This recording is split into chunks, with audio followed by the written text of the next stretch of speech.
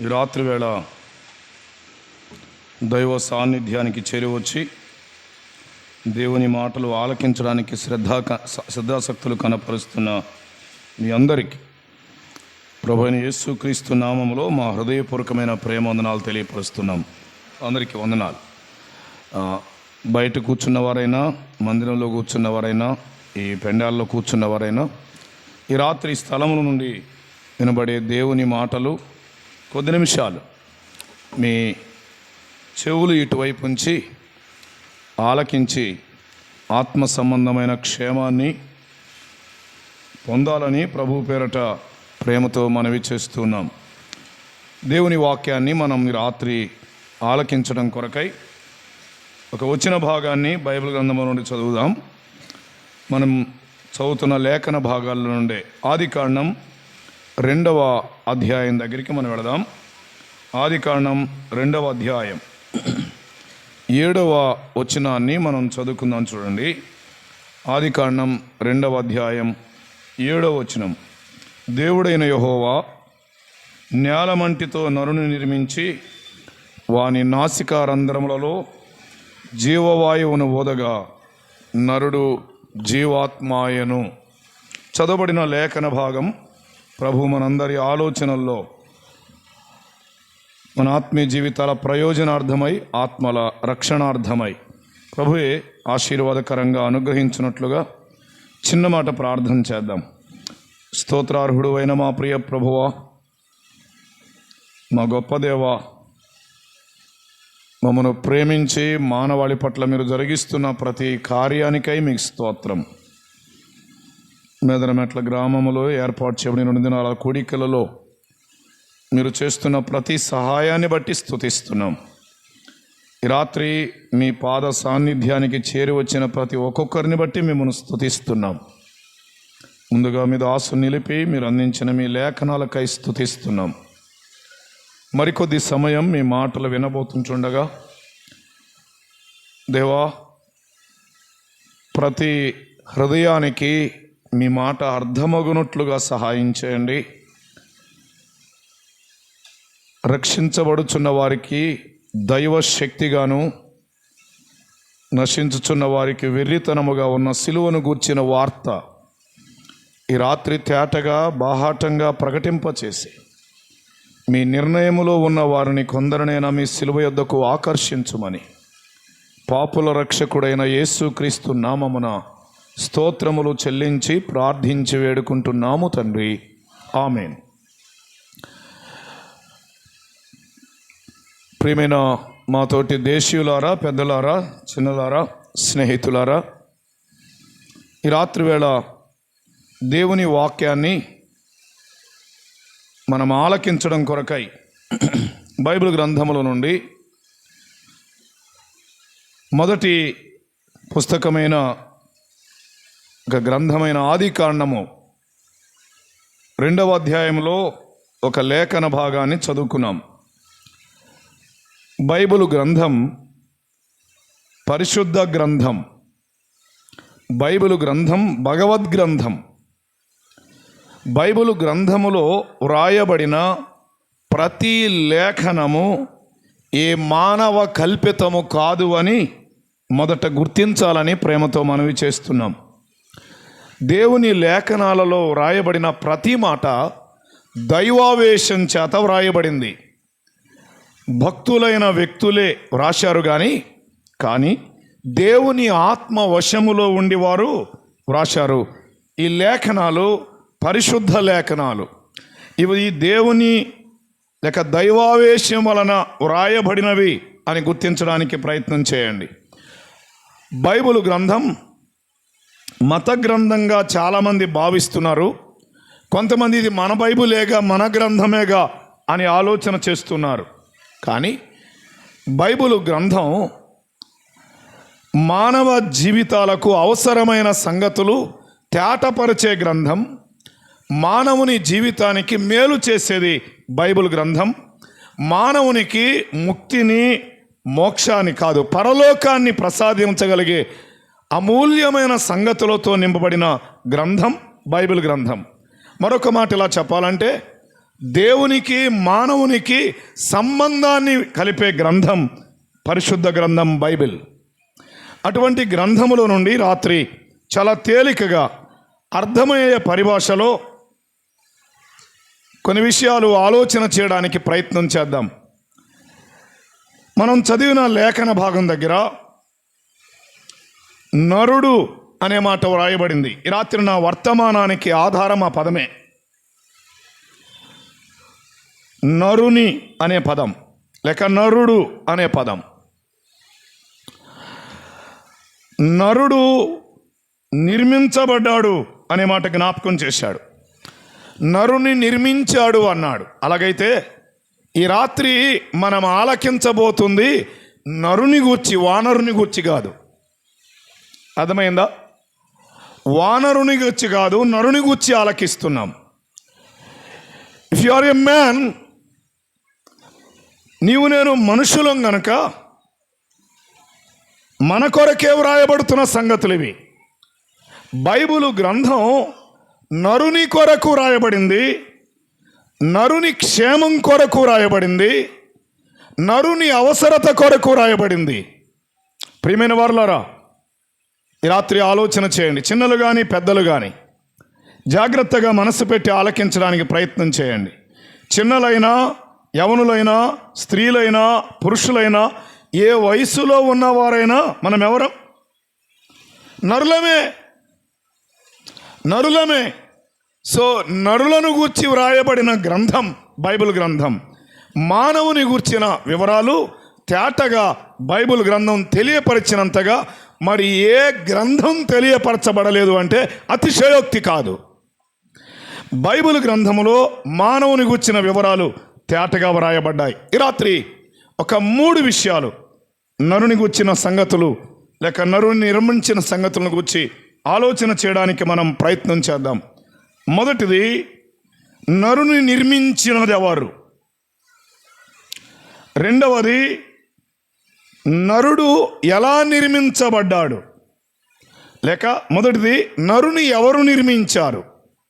రెండవది, నరుడు ఎలా నిర్మించబడ్డాడు? మూడవది, నరుడు ఎందుకు నిర్మించబడ్డాడు? అంతే వర్తమాన సారాంశం. ఈ రాత్రి మనం ఆలోచన చేస్తున్నది నరుని గూర్చి. అయ్యామా, నరుడివే కదా, నీ గురించే, మన గురించే, ప్రపంచములో ఉన్న మానవులను గూర్చి. నరునికి, నరుడు అనే పదములో కులాలు లేవు, నరుడు అనే పదములో మతాలు లేవు, నరుడు అనే పదములో ఏ తారతమ్యతలు లేవు, ఈక్వాలిటీ ఉంది. నరుడు అనే పదములో సమానత్వం ఉంది, హెచ్చుతగ్గులు లేవు, వ్యత్యాసాలు లేవు, భేదాలు లేవు. నువ్వెవరివైనా నరుడవే. ఏ కులమైనా, ఏ మతమైనా, ఏ జాతి అయినా, ఎవరైనా నరుడే. అలాగైతే ఈ రాత్రి నువ్వెవరివైనా నరుడుగా నిన్ను నిర్మించింది ఎవరు? నరుని నిర్మించింది ఎవరు? లేక నరుని ఎవరు నిర్మించారు? మొదటి ప్రశ్న. నరుని లేక నరుడు ఎలా నిర్మించబడ్డాడు? రెండవ ప్రశ్న. మూడవది, నరుడు ఎందుకు నిర్మించబడ్డాడు? ఈ 3 విషయాలు చాలా తేలిగ్గా మనం కన్ను రెప్ప కొట్టుకోకముందే ముగింపు చేయడానికి ప్రయత్నం చేస్తా. అర్థమైందా? కొన్నిసార్లు చాలా పాటలు పాడుకున్న తర్వాత, చాలా పాటలు పాడిన తర్వాత అప్పుడు వాక్యానికి అందిస్తారు సమయం. ఒక దైవజనుడు ఆర్ఆర్కే మూర్తి గారు చాలా ఏళ్ల క్రింద అన్నమాట ఏంటంటే, ఇప్పుడు దాకా మీరు పాటలు పాడుకున్నారు, 11 గంటలకు నాకు వాక్యం ఇచ్చారు, మనుషులు రెప్ప కొట్టుకుంటుంది, ఇప్పుడు నేను ఎవరికి చెప్పాలన్నాడు. ప్రభువుకి స్తోత్రం. ఇప్పటికే ఒక వర్తమానం అయిపోయింది, విన్నాం, మన హృదయాల్లో మాటలు పడుతూ వచ్చాయి. వాటితో కలిపి మరి కొన్ని మాటలు ఈ రాత్రి జ్ఞాపకం చేయడానికి ఇష్టపడుతున్నాను. దేవుడు లేక నరుడు ఎవరిచే నిర్మించబడ్డాడు? నరుని నిర్మించింది ఎవరు? చదువుదామా? 7వ వచనం మరలా. మన ధ్యానానికి అవసరమైన మాటలు ఎక్కువ అక్కడే ఉన్నాయి. ఆ ప్రశ్నలు అక్కడే చూస్తాం సమాధానాలు. 7వ వచనం చాలా, అంతే. నరుని ఎవరు నిర్మించారు? అమ్మాయ్యా, దేవుడైన యెహోవా అన్నాడు. నరుడు పరమాణువు నుండి రాలేదు, నరుడు కోతి నుండి రాలేదు, నరుడు దేవునిచే నిర్మించబడ్డాడు. నీ విలువ ఎంతో అర్థమైందా? విలువను తగ్గించుకొని నరుడు కోతి వైపు ఎలా మార్చబడుతున్నాడు? నరుడు ఎన్నటికీ కోతి కాడు, కోతి ఎన్నటికీ నరుడు కాడు. అర్థమవుతుందా? స్థాయిని తగ్గించుకోవడానికి అవసరమే లేదు. ఈ రాత్రి నరుని ఎవరు నిర్మించారు అంటే బైబిల్ గ్రంథం స్పష్టంగా చెప్పింది. బాబు, అమ్మాయ, నిన్ను నిర్మించిన వాడు దేవుడైన యెహోవా అన్నాడు. అలాగైతే ఎవరైనా ఆ దేవుడైన యెహోవా ఎవరు? 1, 2, 3 మాటలు త్వరగా ఆయన గొప్పతనాన్ని, ఆయన గురించిన సంగతులు మనం ఆలకిద్దాం. దేవుడెవరో అర్థమైతే జీవితాలు దీవించబడతాయి. దేవుడెవరో అర్థమైతే క్షేమం తప్పక అనుభవిస్తావు. దేవుని దాసులు కూడా జ్ఞాపకం చేస్తూ, ఆయన దైవత్వం అర్థం కావాలి. ఆయన మహాదేవుడు, ఆయన దేవదేవుడు కదా, ఇలాగ బైబిల్లో చాలా వ్రాయబడ్డాయి. ఈ రాత్రి ఆ దేవుడెవరో ఒక విషయం 1, 2, 3 సంగతుల్లో జ్ఞాపకం చేద్దాం. చూడండి, ఇదే ఆదికాండం 1వ అధ్యాయం 1వ వచనం. బైబిల్ ఎరిగిన వారికి అందరికి పరిచయమే. చదువుదామా మాట. ఆదియందు దేవుడు భూమి ఆకాశములను సృజించెను అన్నాడు. అర్థమైందా? సృజించిన దేవుడు ఆయన. దేవుడు ఎవరు? నరుని సృజించిన, నరుని నిర్మించిన దేవుడు ఎవరు? అమ్మా, నిన్ను నన్ను కలుగజేసిన దేవుడు ఎవరు? ఇక్కడ నిర్మించిన దేవుడు అంటాడు. 139వ కీర్తనలో నీవు నన్ను కలుగజేసిన విధము చూడగా అన్నాడు. కలుగజేయబడిన వాడు ఈ నరుడు. అలాగైతే ఆ దేవుడు ఎవరు అంటే నీ కనుల ముందు కనబడుతున్న ఈ సృష్టి అంతటినీ చేసిన వాడు ఆయన. ఆకాశం ఆయన సృష్టి, భూమి ఆయన చే సృజించబడింది. ఆకాశములో ఉన్నవన్నీ నీ కంటికి కనబడేవి కొన్నే, కానీ మన కంటికి కనబడనివి ఎన్నో. వాటన్నిటినీ కలుగజేసిన వాడు ఆయన. భూమి సృజించిన వాడు ఆయన. భూమిలో ఎన్ని నిక్షిప్తమై ఉన్నవో వాటన్నిటినీ ఉంచినవాడు ఆ సృష్టికర్త అయిన దేవుడు. అందుకే యోహాను సువార్త 1వ అధ్యాయంలో అంటాడు, సమస్తమును ఆయన మూలముగా కలిగెను, ఆయన లేకుండా ఏది. ఈ రాత్రి అర్థమవుతుందా? సమస్తమును సృజించిన వాడు ఆయన. నిన్ను నిర్మించిన వాడు సామాన్యుడు కాడు. మానవుని లేక నరుని పుట్టించిన వాడు ఆయన దేవుడైన యెహోవా. ఆయన ఎవరు అంటే ఈ సృష్టి అంతటిని చేసినవాడు. సమస్తము ఆయన మూలముగా కలిగింది, ఆయన లేకుండా ఏది కలగలేదు అనే మాట జ్ఞాపకం చేయబడుతుంది. మాత్రమే కాదు, సృష్టిని చేసిన సృష్టికర్త. అంతవరకేనా? కొలస్సీయులకు రాసిన పత్రిక 1వ అధ్యాయం. అపోస్తలుడైన పౌలు కొలస్సీయులకు రాసిన పత్రిక 1వ అధ్యాయం వచనం 17 చదువుదామా? 17. ఆయన అన్నిటికంటే ముందుగా ఉన్నవాడు. తర్వాత మాట చెప్తా. ఆయనే సమస్తమునకు ఆధారభూతుడు అన్నాడు. అలాగైతే నిన్ను నన్ను నిర్మించిన దేవుడు కాదు, ఆదిలో ఆ మొదటి నరుని నిర్మించిన దేవుడు. ఆ నరుని నుండే కదా అందరం వచ్చాం.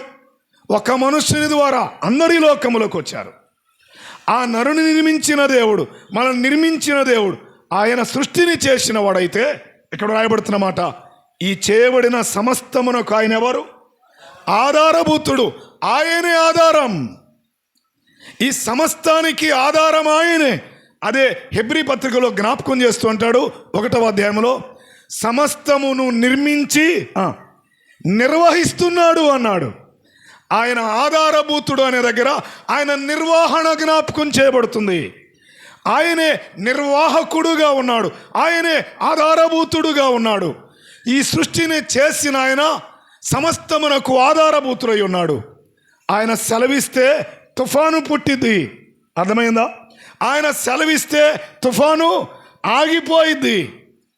ఆయన మాట చేత అద్భుతాలు జరిగాయి. సముద్రం ఆయన మాటకు లేక ఆయన సెలవు చొప్పున పాయలయ్యింది. ఆయన గొప్ప కార్యాలు చేయగలిగిన వాడు. ఈ సమస్తము ఆయన నిర్వహణలో ఉంది. ఇలా చెప్తాను, నరుని నిర్మించిన దేవుడు ఎవరు అంటే సృష్టిని చేసినవాడు, లేక సమస్తమును కలుగజేసినవాడు, సమస్తమును నిర్వహిస్తున్నవాడు. సూర్యుడు తన చుట్టూ తాను తిరుగుతున్నాడు. భూమి తన చుట్టూ తాను తిరుగుతుంది. భూమి ఏం చేస్తుంది? సూర్యుని చుట్టూ తిరుగుతుంది. ఒక చిన్న మాట చెప్తున్నాను, ఈ తిరిగే కక్షలో ఎప్పుడైనా ఎక్కడైనా యాక్సిడెంట్ అయిందా? భూమి మీద ఎన్ని యాక్సిడెంట్లు? అలాగైతే ఆయన ఎలా దానిని నిర్వహిస్తున్నాడు? We can't imagine it. మన ఊహకు అందదు. బాబు అమ్మ, నువ్వెంత జ్ఞానివైనా మన ఆలోచనకు అందదు. ఆయన నిర్వహణ, ఆయన నిర్వాహకుడు. మూడో మాట ఇలా చెప్తాను, ప్రకటన గ్రంథం 1వ అధ్యాయం. నిన్ను పుట్టించిన, నిన్ను నిర్మించిన దేవుడెవరో అర్థమైతే తల వంచక ఉండలేవు. అది నా బాధ. దైవత్వం అర్థమైనప్పుడు మానవత్వములో దైవత్వానికి విలువ ఇవ్వడానికి ఇష్టపడతాం. రండి, ప్రకటన గ్రంథం 1వ అధ్యాయం 8వ వచనం. ఆల్ఫయు ఓమెగయు నేనే, వర్తమాన భూత భవిష్యత్ కాలములలో ఉండువాడను అన్నాడు. అలాగైతే మూడవది ఇలా జ్ఞాపకం చేస్తున్నాను, ఆయన వర్తమాన కాలములో, భూతకాలములో, భవిష్యత్ కాలములలో ఉన్నవాడు అనే మాట జ్ఞాపకం చేస్తున్నాడు. ఆయన ఉన్నవాడైన దేవుడు. ఆయన నిన్ను నన్ను నిర్మించింది. ఆయన మానవుని కలుగజేసింది.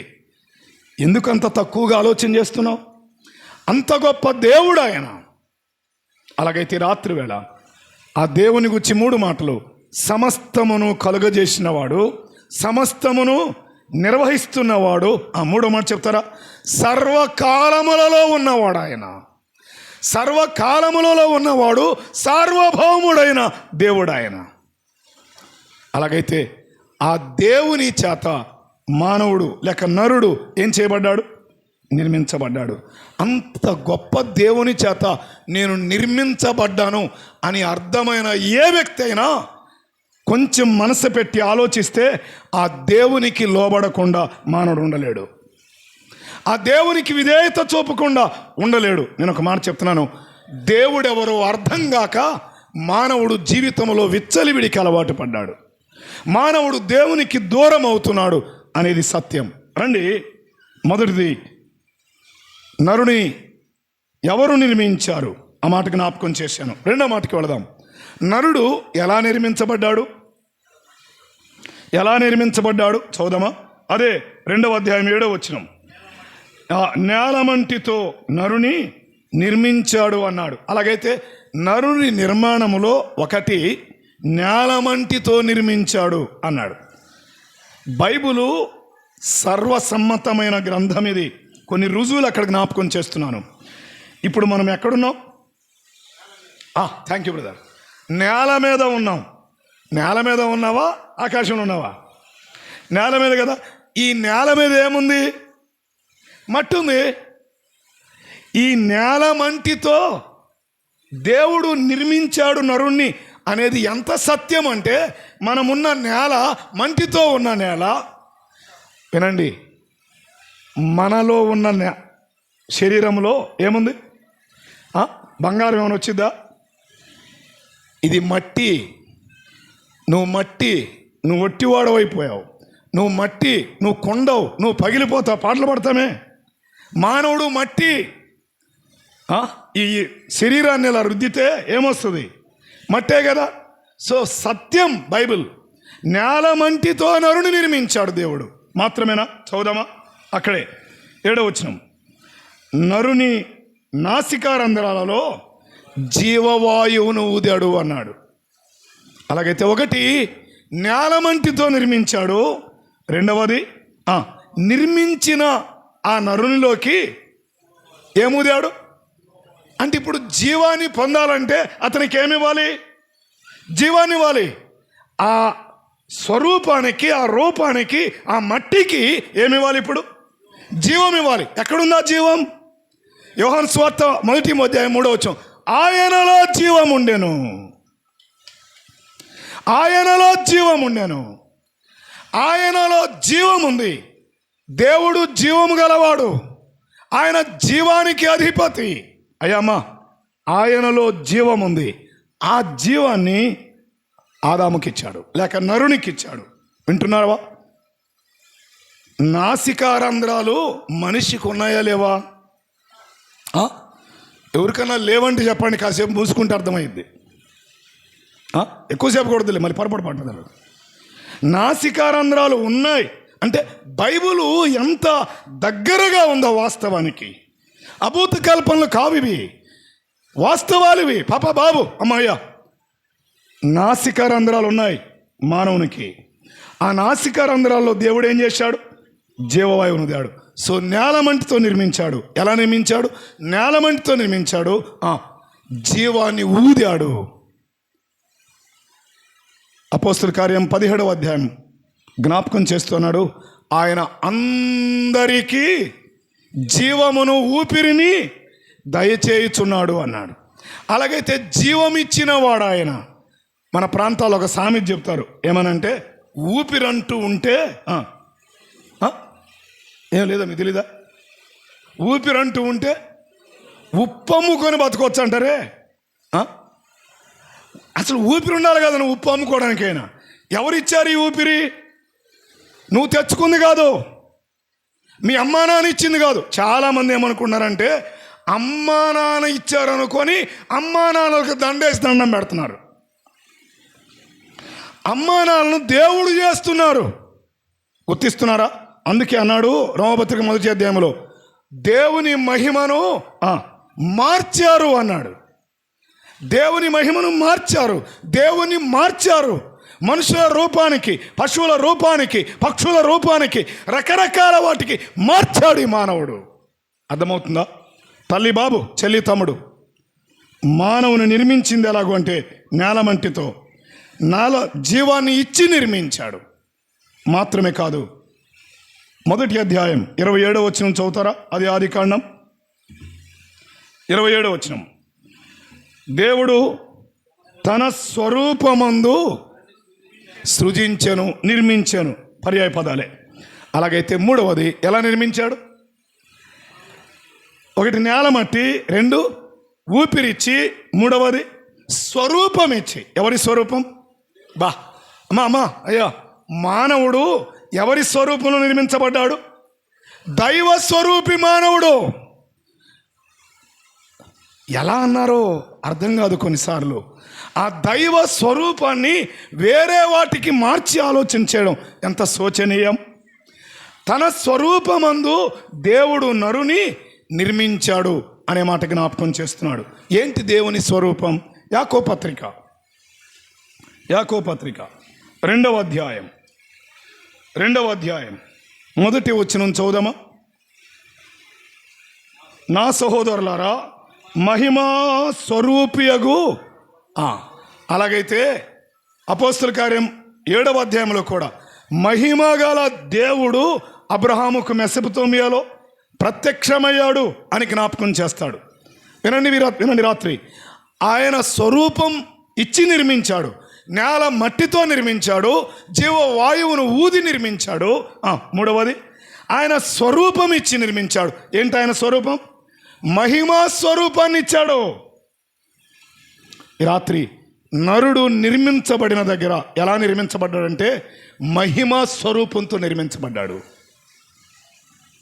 3వ ప్రశ్న, ఎందుకు నిర్మించబడ్డాడు? నరుని దేవుని ఎందుకు నిర్మించాడు? యెషయా గ్రంథం 43వ అధ్యాయం.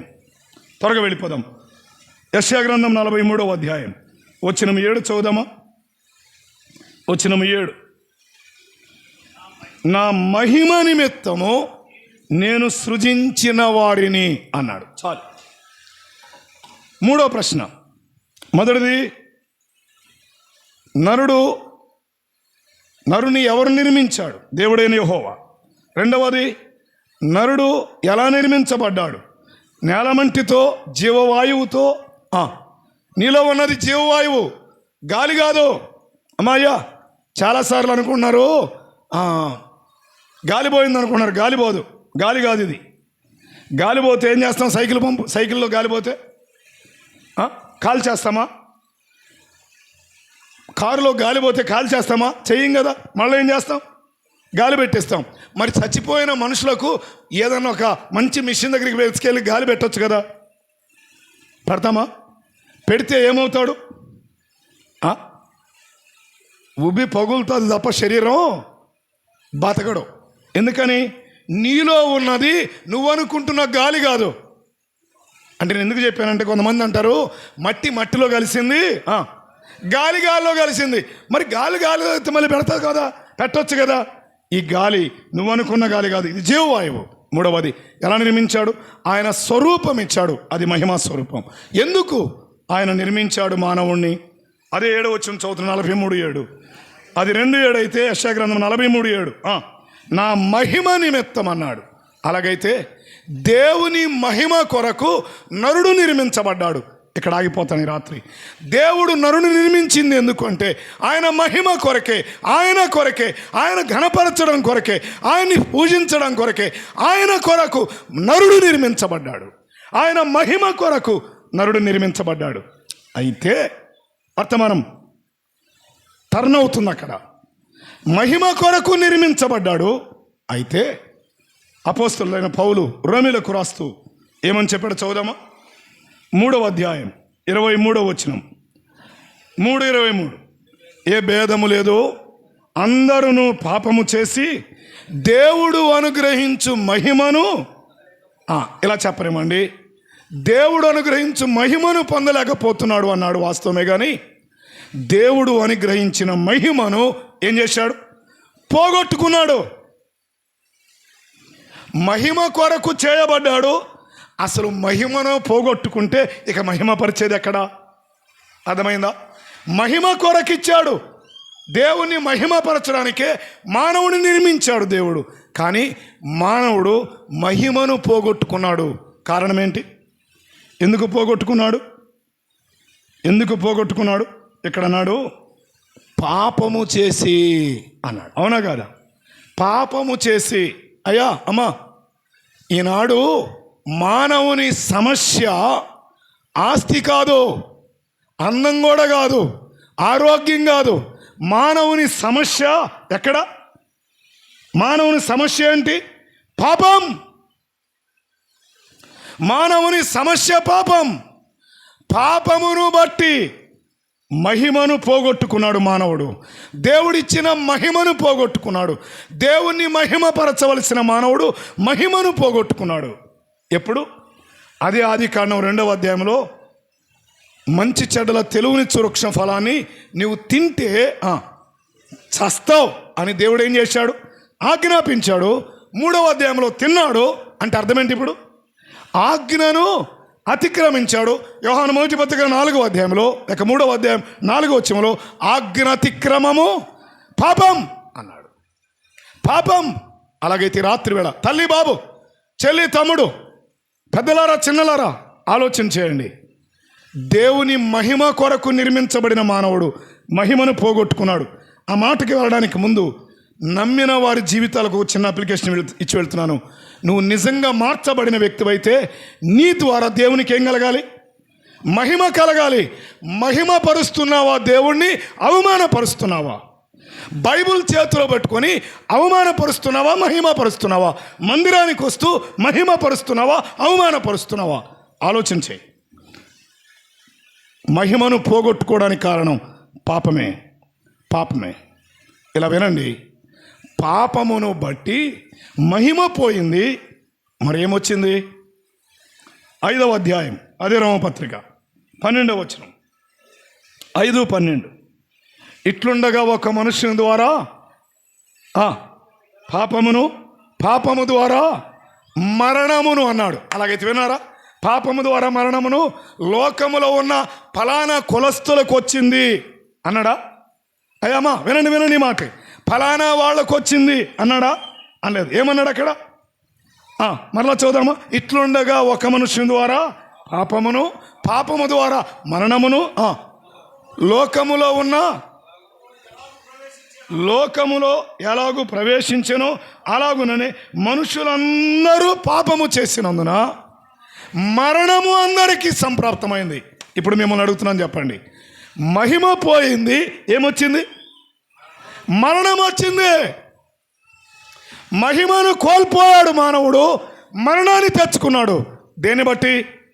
పాపాన్ని బట్టి. అలాగైతే పాపం ఎక్కడుంది? పాపం ఎవరిలో ఉంది?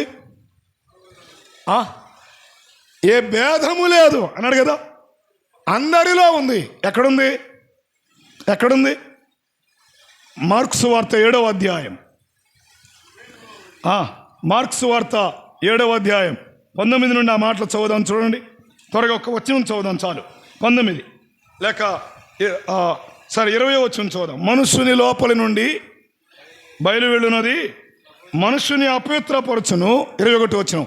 లోపలి నుండి లోపలి నుండి అన్నాడు. లోపల నుండి అనగా మనం రాంగ్ ఇంటర్ప్రిటేట్ చేస్తామని పరిశుద్ధాత్ముడు తేటగా వ్రాయించాడు. లోపలి నుండి అనగా మనుషుల హృదయములో నుండి దురాలోచనలు, జారత్వములు, దొంగతనములు, నరహత్యలు, వ్యభిచారము, కృత్రిమములు, లోభములు, చెడుతనములు, కామవికారం, మత్సరము, ఈ దేవదూషణ, ఈ మంచివన్నయు, ఈ మంచివన్నీ అన్నాడా? ఏమన్నాడు? ఈ చెడ్డవన్నీ అన్నాడు. అలాగైతే పాపం, చెడుగు ఎక్కడుంది? మనుషుని హృదయంలో ఉంది. అందుకే బైబిల్ చెప్పింది, హృదయం అన్నిటికంటే మోసకరమైంది, అది ఘోరమైన వ్యాధి గలది. మానవుని హృదయంలో పాపం చోటు చేసుకుంది. మహిమను పోగొట్టుకున్నాడు మానవుడు పాపాన్ని బట్టి. బాబు, అమ్మ, నువ్వెవరివైనా పాపివే. నీ స్థాయి ఏదైనా, నీ స్థానం ఏదైనా, నీ రంగు ఏదైనా, నీవెంత గొప్ప వ్యక్తివైనా, నువ్వెంత ఉద్యోగివైనా, నువ్వెంత మాట నేర్పరివైనా, ప్రతి మానవుడు పాపే. నాలో పాపము లేదు అంటే నీకంటే పాపాత్ముడు మరొకడు లేడు అని అర్థం చేసుకో. అందరూ పాపులే, చిన్నలు పాపులే, పెద్దలు పాపులే. మా నాన్నగారు రాజారావు గారు ఒక మాట అడిగేవాడు, ఆ మాట చెప్పించడానికి. మీ ఊర్లో స్కూల్ ఉందా? మేదరమెట్లో ఇంగ్లీష్ మీడియం, తెలుగు మీడియమా? 2 ఉన్నాయి. పిల్లల్ని బడికి పంపిస్తే ఏం చేస్తారు? ఇంగ్లీష్ మీడియం అయితే ఏబిసిడీలు నేర్పిస్తారు, తెలుగు మీడియం అయితే నేర్పిస్తారు. ఈ 2 రావడానికి ముందు పిల్లలకి ఏమొస్తుంటాయి? బూతులు వస్తాయి అనేవాడు మా నాన్నగారు. ఎట్లా వస్తాయి బూతులు? ఇప్పుడు నా ప్రశ్న ఏంటంటే, మా నాన్నగారు ప్రశ్న అది, బూతులు నేర్పే బడి ఆడని ఉందా అని అడిగేవాడు. అంటే దాన్ని చెప్పాలంటే, బూతులు మీడియం బడి ఎక్కడైనా ఉందా అని అడిగేవాడు. ఉందా? బూతులు మీడియం బడి లేదు. ఎందుకు వస్తున్నాయి మరి?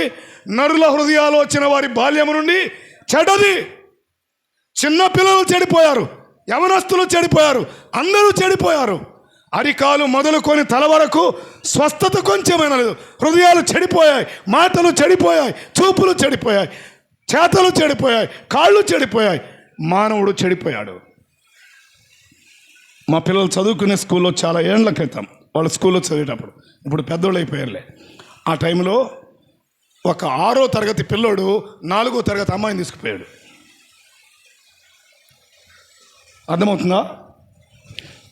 ఎక్కడికి వెళ్ళాడు? దొరకలేదు వెతుకుతుంటే. వాళ్ళు సాయంత్రం 4 గంటలకు మళ్ళీ స్కూల్ పెట్టడానికి వచ్చారు.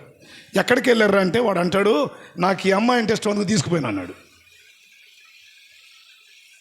ఈనాడు మానవుడు చెడిపోయాడు అనడానికి ఎంతకంటే తార్కాణాలు ఏమున్నాయి? చిన్నలు, యవనులు, అందరిలో పాపం ఉంది. ఇంకొక మాట చెప్పనివ్వండి, పాపం మహిమను పోగొట్టింది. పాపం ఏం తెచ్చింది? మరణాన్ని తెచ్చింది. అలాగైతే ఈ రాత్రి వేళ మరణము లేని ఊరు ఏదన్నా ఉందా? మరణము లేని కులం ఏదన్నా ఉందా? మరణము లేని వ్యక్తి ఎవరైనా ఉన్నాడా? మరణము చూడక బ్రతుకు నరడేవాడు. అలాగైతే పాపం మరణాన్ని తెచ్చింది.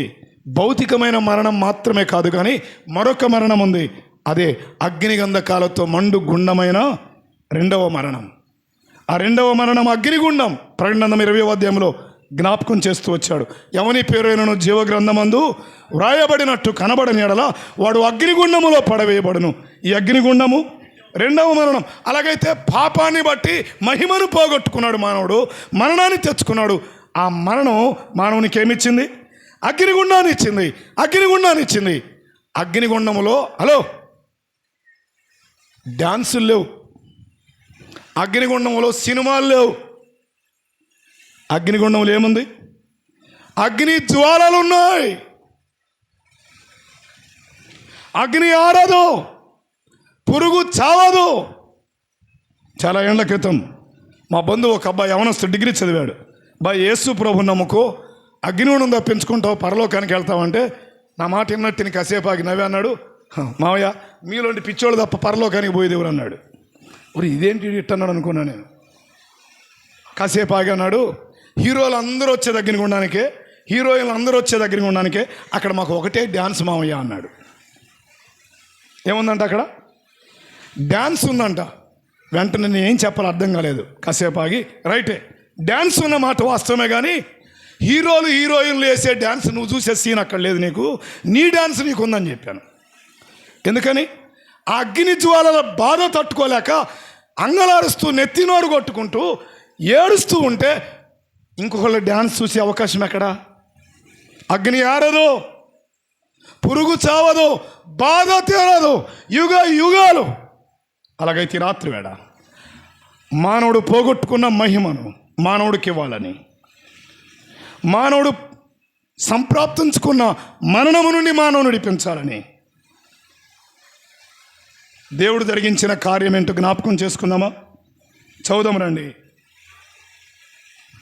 రోమీలకు రాసిన పత్రిక 9వ అధ్యాయం. త్వరగా వెళ్ళిపోదాం. రోమీలకు రాసిన పత్రిక 9వ అధ్యాయం 5వ వచనం చదువుదామా? 9:5. పితరులు వీరి వారు శరీరమును బట్టి క్రీస్తు వీరిలో పుట్టెను అన్నాడు. వినండి. ఈయన సర్వాధికారి అయిన దేవుడు అని చెప్పాడు. అలాగైతే దేవుడు ఏ దేవుడు? ఆయన ముందే చెప్పాను, ఆయన సర్వాధికారి. కానీ మనం ఆలోచన చేస్తున్నాం మన దగ్గర ఆయన స్వరూపం ఏంటి? మహిమా స్వరూపి. అలాగైతే ఇలా చెబుదాం, మహిమ గల దేవుడు ఇప్పుడు ఏమయ్యాడు? మానవుడుగా పుట్టాడు. ఆయన యేసుక్రీస్తు వారు. మహిమ గల దేవుడు మానవుడిగా పుట్టాడు. ఎందుకు? వినండి. కులాలు స్థాపించడానికి రాలేదు యేసు ప్రభు, మతాలు స్థాపించడానికి రాలేదు యేసు ప్రభు వారు. మహిమను పోగొట్టుకున్న మానవునికి హెబ్రీ పత్రిక 2వ అధ్యాయం 10వ వచనం చదువుదామా? 2:10. త్వరగా ముగిద్దాం. 2:10 హెబ్రీ పత్రిక. ఎవని నిమిత్తము సమస్తమును ఉన్నవో, ఎవని వలన సమస్తము కలుగుచున్నవో ఆయన అనేకులైన కుమారులను మహిమకు తెచ్చుచుండగా అన్నాడు. అలాగైతే ఇలా చెప్పనా, మహిమ గల దేవుడు మానవుడిగా వచ్చాడు. ఎందుకు? అనేకులను మహిమకు తేవడానికి. అయిపోయింది వర్తమానం. అనేకులను మహిమకు తేవడానికి కాదు, దాని అర్థం మానవాళిని మహిమకు తేవడానికి. మహిమను కోల్పోయిన, మహిమను పోగొట్టుకున్న, మరణానికి పాత్రుడైన మానవుని మహిమకు తేవడానికి ఆ మహిమ గల దేవుడు ఏమయ్యాడు? మానవుడయ్యాడు. మాత్రమే కాదు, 9వ వచనం చదువుదామా? మహిమను పోగొట్టుకొని మరణానికి సంప్రదించుకున్న మానవుని కొరకు మహిమ గల దేవుడు మానవుడయ్యాడు. నీ వలే నా వలే బాబు అమ్మ రక్తమాంసములలో పుట్టాడు ఆయన. చదువుదామా? 9వ వచనం. దేవుని కృప వలన ప్రతి మనుష్యుని కొరకు. అలాగైతే వింటున్నారా? ప్రతి మనుష్యుని కొరకు అంటే ఏ మనుషుడు? ఎలాగనగా పాపం వల్ల వచ్చు జీతము మరణం అన్నాడే. అందరూ పాపం చేశారు, అందరూ మరణానికి పాత్రులయ్యారు. మరణానికి పాత్రుడైన మానవుని కొరకు, ప్రతి మనుష్యుని కొరకు, మహిమను పోగొట్టుకున్న ప్రతి మనుష్యుని కొరకు, మరణాన్ని సంప్రాప్తించుకున్న ప్రతి మనుష్యుని కొరకు ఆయన ఏమనుభవించాడు? మరణం అనుభవించాడు. అమ్మయ్యా, యేసు ప్రభు ఈ లోకానికి వచ్చింది. ప్రతి మనుషుని కొరకు ఏం చేయడానికి? మరణం అనుభవించడానికి. బాబు తల్లి, మరణం అనుభవించడానికి వచ్చాడు యేసు ప్రభు. ఆ మరణం అనుభవించే క్రమములో ఆయన మీద అన్యాయమైన తీర్పు విధించారు. ఏ పాపము చేయని వాడు మహిమను విడిచి మానవ శరీరములో వచ్చాడు. మన పాపముల కొరకై మన శిక్ష ఆయన భరించాడు. యేసుక్రీస్తు ప్రభువారు నీ కొరకు నా కొరకు ఆయన తల మీద ముళ్ళ కిరీటం కొట్టబడ్డాడు. యేసుక్రీస్తు ప్రభువారు ముఖాన నీ కొరకు నా కొరకు ఉమ్మివేయబడ్డాడు. యేసుక్రీస్తు ప్రభువారు నీ కొరకు నా కొరకు కొరడాలతో వీపంతా దున్నబడ్డాడు. యేసుక్రీస్తు ప్రభువారు నీ నా పాపముల కొరకై మనల్ని మహిమకు తేవడానికి యెరూషలేము వీధులలో ఆయన ఈడవబడ్డాడు. యేసుక్రీస్తు ప్రభువారు నీ కొరకు నా కొరకు కల్వరి గిరిలో 3 మేకుల మధ్య, ఆకాశానికి భూమికి మధ్య ఆయన వేలాడ తీయబడ్డాడు. ఇదంతా జ్ఞాపకం చేయబడుతుండగా ఆయన ప్రేమ ఇందులో ప్రత్యక్షపరచబడడం లేదా? మానవుడు పాపం చేసి మహిమను పోగొట్టుకోగా, మరణానికి పాత్రుడు కాగా, అగ్నిగుండానికి వెళుతుంటుండగా ఇటు మానవుని మహిమకు తేవడానికి మహిమలో ఉన్న దేవుడు మానవునిగా వచ్చి మానవుని పాపానికి రావాల్సిన శిక్ష అంతా ఆయన అనుభవించి సమాప్తం అని చెప్పి కేకవేశాడు. మానవునికి పాపానికి వచ్చే శిక్ష అంతా నేను భరించాను. ఆయన కలువరి శిలువలో సమాప్తము చేసి లేఖనముల ప్రకారం మన పాపములతో మృతి పొంది సమాధి చేయబడి 3వ దినాన తిరిగి లేపబడ్డాడు. ఈ రాత్రి ఇక్కడ ఆగుదామా? ఆయన మన కొరకై మృతి పొందాడు. ఇందులో ఏముంది? ప్రేమ ఉంది. ఆయన నరుడుగా వచ్చాడు, దేవుడు మానవుడిగా వచ్చాడు. ఎందుకు? మనల్ని మహిమకు తేవడానికి. ఆయన ప్రతి మనుషుని కొరకు, బాబు నువ్వెవరివైనా, తమ్ముడు చెల్లి, నీ కొరకు ఆయన మరణించాడు. ఎందుకు? నిన్ను మహిమకు తేవడానికి. ఇలా చెప్పనా? మహిమకు రాకపోతే దాన్ని ప్రకటన 21వ అధ్యాయంలోకి వచ్చిన ఇలా చదువుదామా? మహిమకు అనే మాట దగ్గర ఎక్కడికి తెస్తున్నాడు ఆయన? 21వ అధ్యాయం 2వ వచనం చదువుదాం, ముగింపు చేద్దాం. 2వ వచనం, మరియు నేను నూతనమైన యెరూషలేమును ఆ పరిశుద్ధ పట్టణము తన భర్త కొరకు అలంకరింపబడి పెండ్లి కుమార్తె, పరిశుద్ధ పట్టణం అనే మాట గుర్తుపెట్టుకుందాం. పరిశుద్ధ పట్టణం. 10వ వచనం చదువుదామా? ఆత్మోషుడైన నన్ను ఎత్తైన గొప్ప పర్వతం మీదకి తీసుకొని పోయి యెరూషలేము అను పరిశుద్ధ పట్టణము దేవుని మహిమ గలదై. అలాగైతే వింటున్నారా? ఆ పరలోక రాజ్యం, ఆ దేవుని పట్టణం ఎలాంటిది? మహిమ గలదై. ఆ మహిమ గల దేవుని పట్టణములోకి, మహిమ గల రాజ్యములోనికి మానవుని ప్రవేశింప చేయాలని, మహిమగల దేవునితో మానవుని ఉంచాలని, నిన్నుంచాలని, నన్నుంచాలని, మనందరి కొరకై యేసు ప్రభువారు కలువరిలో ప్రాణం పెట్టి తిరిగి లేచాడు. ఈ రాత్రి వేళ అమ్మా, మహిమగల ఆ పట్టణానికి వస్తావా?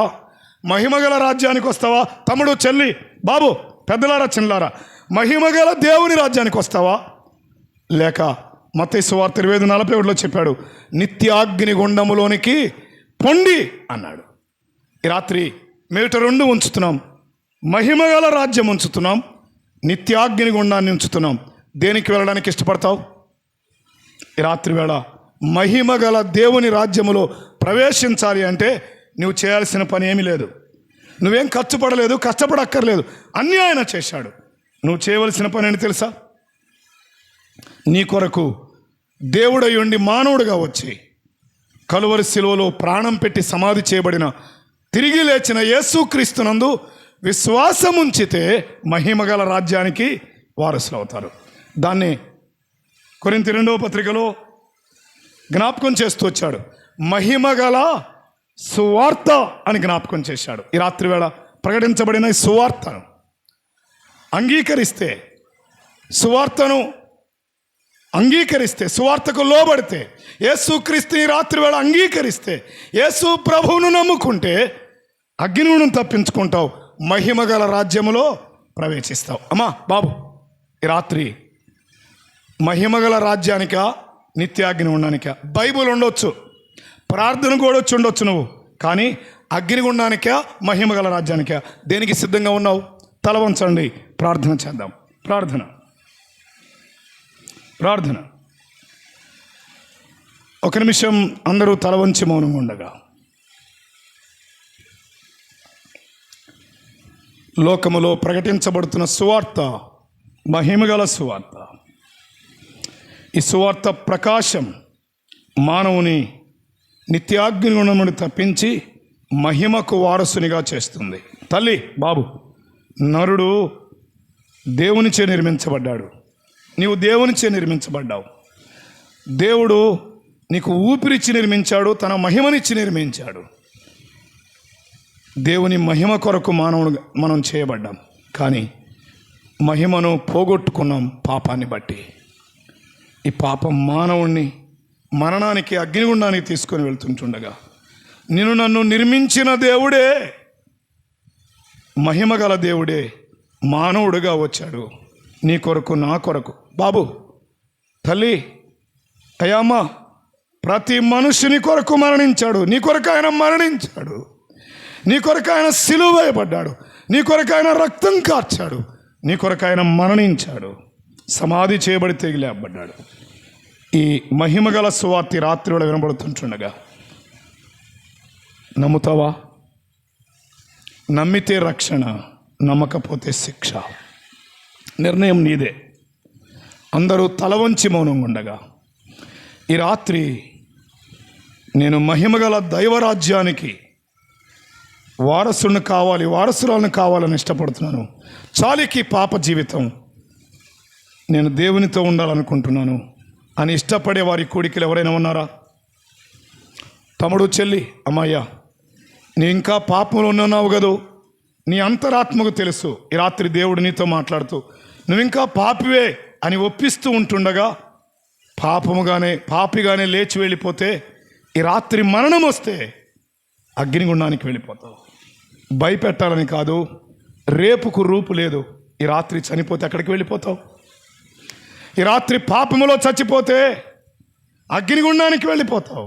తమ్ముడు, చెల్లి, అమ్మాయ్య, పెద్దల రచనలారా, ఈ రాత్రి యేసు ప్రభు నమ్ముకుంటావా? మహిమగల దేవుని రాజ్యానికి వారసులుగా చేయబడతారా? మహిమను పోగొట్టుకున్న మానవునికి యేసు ప్రభువారు మహిమనివ్వడానికి రాత్రి సిద్ధంగా ఉన్నాడు. వస్తావా ఆయన దగ్గరికి? ఆయనందు విశ్వాసం ఉంచుతావా? తల వంచి మౌనంగా ఉండగా, ఈ రాత్రి నేను యేసు ప్రభువుని నమ్ముకుంటాను, నాకు మహిమగల రాజ్యం కావాలి, ఇక చాలీ పాపం, నేను పరలోకం చేరాలనుకుంటున్నాను, అగ్నిగుండం నాకొద్దు అని ఇష్టపడేవారు ఈ కూడికలో ఎవరైనా ఉంటే, చిన్నలు కానీ, యవనులు కానీ, స్త్రీలు కానీ, పురుషులు కానీ, ఈ రాత్రి నేను మహిమకు పాత్రులను కావాలనుకుంటున్నాను, యేసు ప్రభువుని నమ్ముకుంటాను అని ఇష్టపడేవారు ఎవరైనా ఉంటే దయచేసి మీ కుడి చేతిని పైకెత్తి చూపించండి. ఎవరైనా ఉన్నారు ఈ రాత్రి వేళ? మీ కుడి హస్తాన్ని తేటగా పైకెత్తి చూపించండి. ఈ రాత్రి నేను యేసు ప్రభువుని నమ్ముకుంటాను, నాకు పరలోకం కావాలి అని ఇష్టపడేవారు దయచేసి మీ కుడి చేతిని తేటగా అర్థమయ్యేట్లుగా చూపించండి. ఉన్నారు ఎవరైనా? బాబు, దేవుడిని దీవించగాక, అయ్యా దేవుడిని దీవించగాక, అయ్యా దేవుడిని దీవించగాక. ఇంకెవరైనా ఉన్నారు ఈ రాత్రి వేళ? పరలోక రాజ్యానికి వారసులు కావడానికి ఇష్టపడేవారు, మహిమగల రాజ్యానికి చేరాలని ఆశపడేవారు ఎవరైనా ఉంటే, ఇంకెవరైనా ఉంటే, స్త్రీలు కానీ, పురుషులు కానీ ఎవరైనా ఉంటే దయచేసి మీ కుడి చేతిని పైకెత్తి చూపించండి. ఇంకెవరైనా ఉన్నారా? ఆఖరికి అడుగుతున్నాం, ఒకవేళ ఈ రాత్రి ప్రాణం పోతే, పాపములో చచ్చిపోతే, బాబు, అయ్యమ్మ, దేవుడు ఉండే చోటికి వెళ్ళలేవు, గుర్తుపెట్టుకో. ఇదే మిక్కిలి అనుకూలమైన సమయం, ఇదే రక్షణ. అమ్మ, దేవుడిని దీవించగాక, తల్లి దేవుడిని దీవించగాక. ఇంకెవరైనా ఉన్నారా? ఈ రాత్రి నేను యేసు ప్రభువుని నమ్ముకుంటాను. నువ్వు బాప్తిసం పొందేవాని కాదు నేను అడిగేది. ఈ రాత్రి మహిమకు చేరడానికి ఇష్టపడేవారు ఇంకెవరైనా ఉన్నారా? ప్రార్థన చేస్తున్నా.